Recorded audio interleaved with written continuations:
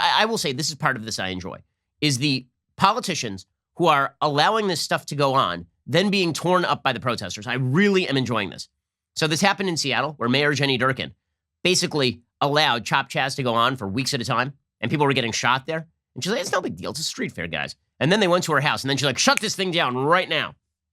It was pretty great when the mayor of Minneapolis, who had allowed half his city to be burned down, went and did penance in front of protesters and was screamed at for not being warm enough toward defunding the police.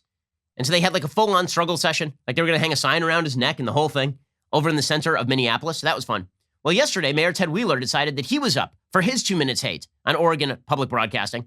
So the mayor shows up in downtown Portland with the protesters and the rioters, and he proceeds to be called a fascist, which is just spectacular stuff. It truly is. It is great stuff. More of this, please. It turns out 2 minutes hate is eminently watchable. Here's Mayor Ted Wheeler being ripped up and down by the protesters he is allowing to terrify and terrorize his city. Ted Wheeler! Ted Wheeler, hey! Ted Wheeler! Ted Wheeler! Ted Wheeler! Hold on, bro. Yeah, no, he doesn't deserve this man.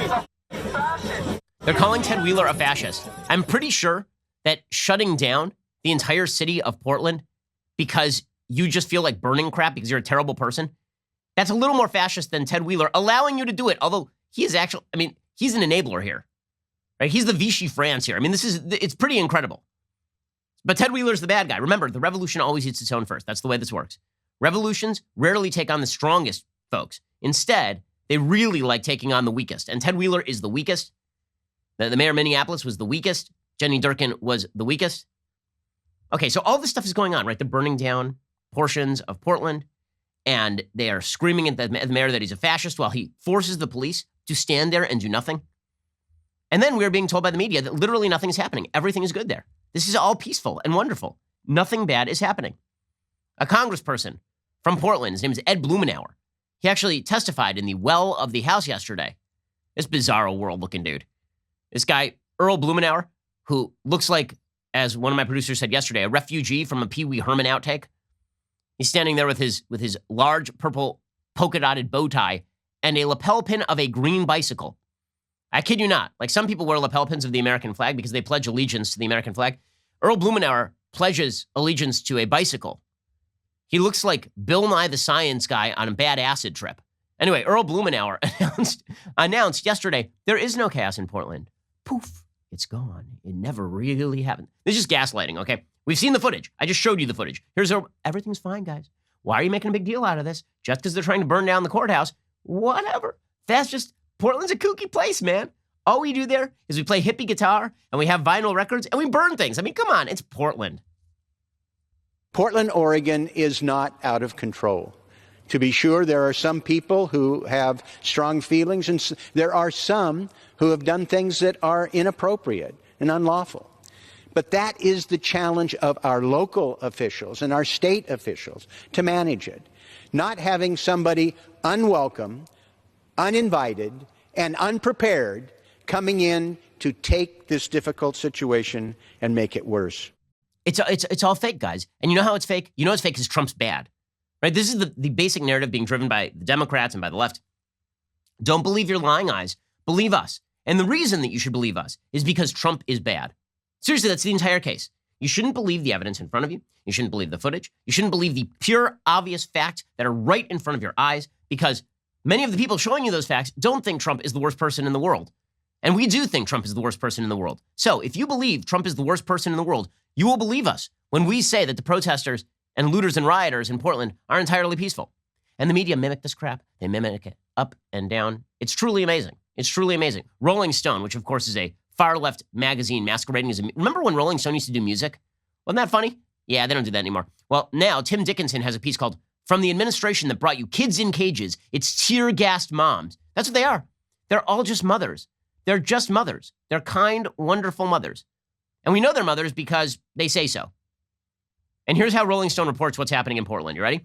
As nightly protests have dominated downtown Portland for nearly 2 months, both local officials and the Trump administration have attempted to cast the largely peaceful demonstrators as ruffians with suspect political values hell-bent on destruction.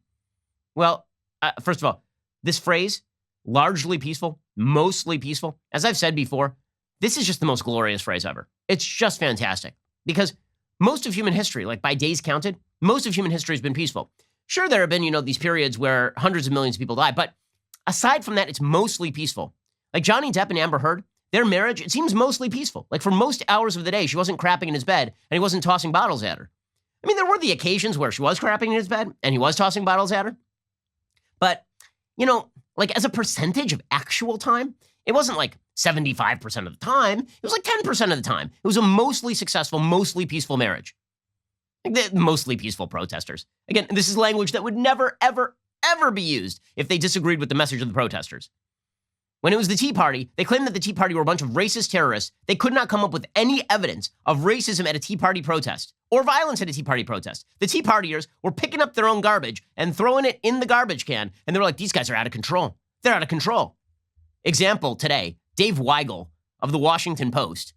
So Weigel, he put out a tweet saying, it was like 10 minutes ago that open carry protesters without masks rallied at state capitals, and mostly Democratic governors just let them do it until they went away. He said this in response to somebody saying, why the hell are Democratic politicians allowing these riots to go on? Yes, because open carry protesters without masks are not the same as people trying to burn down the courthouse. I mean, can anyone provide evidence of the open carry protesters trying to occupy entire swaths of cities and bar the police and vandalizing entire downtown areas? Because I'm old enough to remember when we shut down the entire damned county of Los Angeles for a week on end at 6 p.m. so rioters and looters could run roughshod through Melrose Boulevard. I'm old enough to remember that because I am more than 4 weeks old. My baby is old enough to remember it, and she was born at the beginning of March. Okay, this is it. If you feel like you're going crazy right now, you're not. The media have gone crazy. You are the only sane one. You are the only sane one. I hope you enjoyed that clip from The Ben Shapiro Show. If you did, go ahead and hit the subscribe button so you stay up to date on all of our future content.